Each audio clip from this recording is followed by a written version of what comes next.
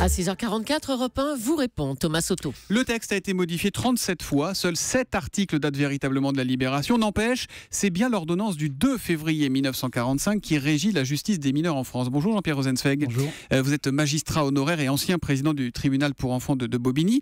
Quelle est peut-être pour commencer l'origine de cette ordonnance qui fête ses 70 ans aujourd'hui ? Comme aurait dit Pierre Bellemare, dans ce studio, pour les enfants, il y a toujours quelque chose à faire. Donc il ne faut pas les punir et réagir comme avec des adultes, dans leur intérêt, mais aussi dans l'intérêt de la société. C'est-à-dire, si on prend en charge intelligemment des gosses, non seulement ils seront sanctionnés pour ce qu'ils ont fait, mais ils seront plus demain délinquants. Donc l'idée était de dire, il faut essayer de transformer la situation plutôt que simplement de sanctionner les actes. Donc prendre en charge la personne. L'éducatif plutôt que le répressif.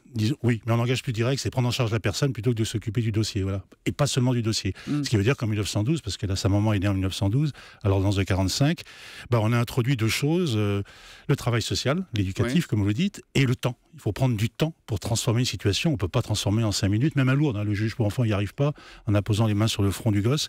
Il faut prendre du temps pour transformer une situation qui a pu mettre 10 ans, 12 ans, 13 ans à se générer. Donc on a mis en place des éducateurs qui prennent en charge l'enfant. Alors après, de 1912 à aujourd'hui, les choses ont singulièrement évolué. Et aujourd'hui, on se pose beaucoup de questions. Alors effectivement, elle a un deuxième père ou deux pères, c'est Pétain, avec Pétain. Le mouvement, le texte initial, 1942.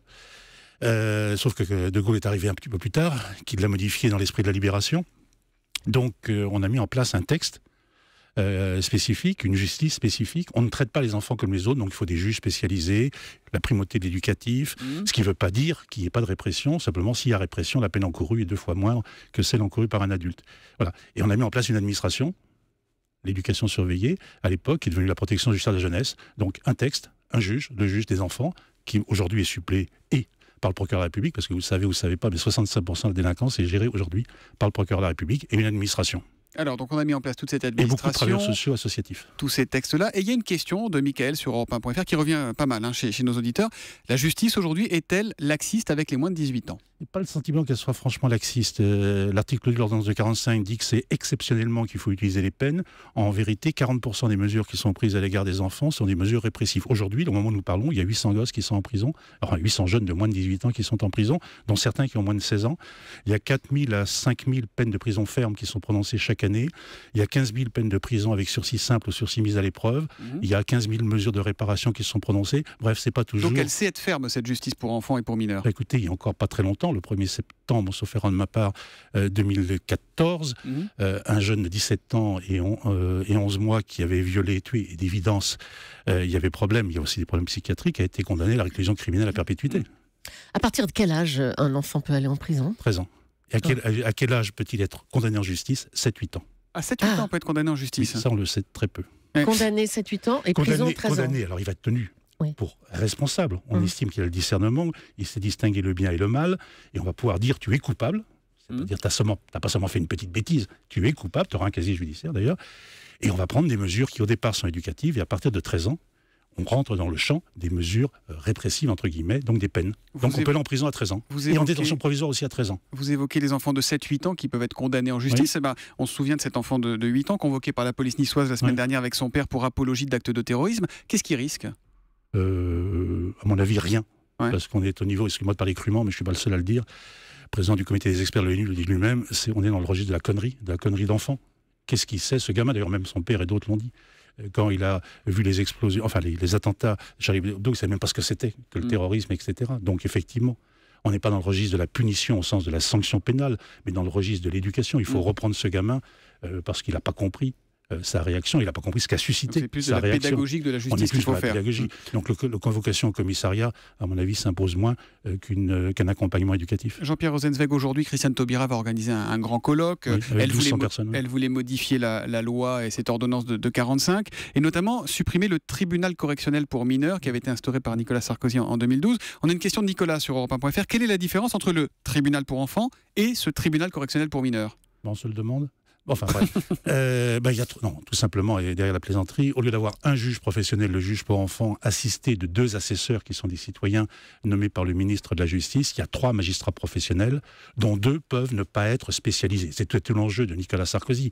En entourant le professionnel par 2 noms magistrat spécialisé, il pensait pouvoir mettre en minorité le professionnel. Bon, en réalité, on s'est aperçu que les tribunaux correctionnels pour mineurs, avec leur sagesse, produisaient la même chose que le tribunal pour enfants. Conclusion de la manœuvre, on met 3 juges professionnels quand il n'y en avait qu'un, on perd du temps, on juge moins d'affaires, c'est chronophage, ça n'a strictement aucun intérêt. Mais ça va être supprimé ou pas à la gain de cause ou pas, Christiane Taubira? François Hollande s'était engagé à faire supprimer les TCM. On a loupé le coche. En 2012, on prend du temps. À mon avis, il n'y aura pas de réforme. C'est malheureux sur ce point-là. Pour le reste, effectivement, pour dire une chose en un mot, l'enjeu est moins de changer la loi que de veiller à l'application de la loi. Toutes les mesures éducatives prononcées par un juge pour enfants doivent être exercées immédiatement. C'est pas le cas aujourd'hui. En moyenne nationale corrigée brute, même si je ne suis pas au chiffre exact, c'est environ 40 jours pour qu'une mesure éducative soit prise en charge. C'est le jour même, quand vous avez des problèmes de santé. Oui. Le jour même. On attaque le traitement le jour même. Voilà. Quitte à le revoir. Donc il faut que la protection du ministère de la Jeunesse, que le ministère de la Justice, sache gérer l'urgence, comme l'hôpital sait gérer l'urgence, comme le journaliste sait gérer l'urgence. Ce qui ne veut pas dire taper fort. Ça veut dire taper intelligemment. Et taper juste. On a une question qui revient beaucoup chez nos auditeurs. La délinquance des mineurs, c'est vrai que c'est un sujet sur lequel on a tous des idées reçues. Est-ce qu'elle augmente en France aujourd'hui? Mais comme celle des adultes. Le seul problème, c'est qu'elle... Enfin, le problème positif, c'est qu'elle a moins augmenté ces dernières années que celle des adultes. Personne ne le sait. Mais depuis 1999, 2000 exactement, en toute proportion gardée, la délinquance des mineurs est en train de baisser et non pas en train d'augmenter. En train de baisser? Oui, toute proportion gardée. Ouais. Mais la délinquance en général augmente. Mais la délinquance des mineurs augmente moins vite que la délinquance des adultes. Mais n'y aurait-il que 2, 3 ou 4 ou 10 délinquants, comme c'est le même discours que sur l'enfance maltraitée, n'y aurait-il que 2 ou 3 ou 4 gosses en danger qu'il faudrait mettre en place un dispositif original et qui réponde à ces problèmes? Est-ce qu'aujourd'hui les mineurs délinquants sont plus nombreux, plus violents que lorsque vous avez commencé? Je rappelle que vous êtes resté 23 ans, vous, à la tête du tribunal pour enfants de Bobigny. Plus violent, certainement, même si notre sensibilité a baissé, notre seuil de tolérance a baissé. Mais objectivement, pour prendre une illustration très concrète que me donnait un de mes copains éducateurs, avant on tirait un portefeuille, maintenant on tire la personne qui possède le portefeuille. Donc c'est pas seulement des vols d'appropriation, mais plus souvent il y a la violence associée. Vous rajoutez les violences gratuites, c'est même d'ailleurs la seule chose qui soit gratuite dans ce pays, la violence gratuite, beau mot inventé par le ministère de l'Intérieur, les violences sexuelles, ça fait beaucoup de violence, mais comme la société adulte est violente. Les enfants ressemblent à leurs parents, ressemblent à la société dans laquelle ils évoluent. C'est une évidence que de le dire. On a un tweet de Tweetos87. Quelles sont les limites de la justice des mineurs? Qu'est-ce qu'il faudrait changer d'urgence, selon vous, dans cette ordonnance de 45 ou plus largement dans notre réponse judiciaire au problème des mineurs? De mon point de vue, je ne change pas la loi, mais je fais en sorte que la loi soit appliquée. Pas un seul jeune pris en charge par la PJJ dans son lit à 10h du matin.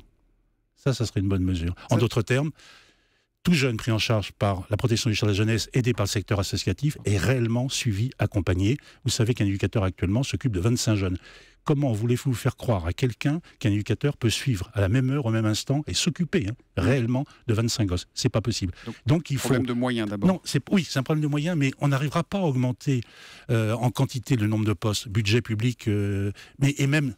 au-delà de cela, il faut mobiliser la société civile. Il faut que chaque éducateur ait avec lui un certain nombre de citoyens qui l'aident. Merci Jean-Pierre Rosenzweig d'être venu répondre en direct aux questions des auditeurs d'Europe 1. Je signale ce tout petit livre que vous publiez chez Dalloz, La justice et les enfants. Ça rentre dans la poche, ça coûte 3 € et ça permet vraiment de tout savoir. C'est très très bien. C'est un vrai petit livre de droit. Surtout sur les enfants victimes, on n'en a pas parlé. Et sur les Mais il faut savoir que beaucoup de jeunes mineurs sont victimes d'autres jeunes. C'est ça le problème. Évidemment. Merci en tout cas d'être venu ce matin sur Europe 1. Bonne journée à vous.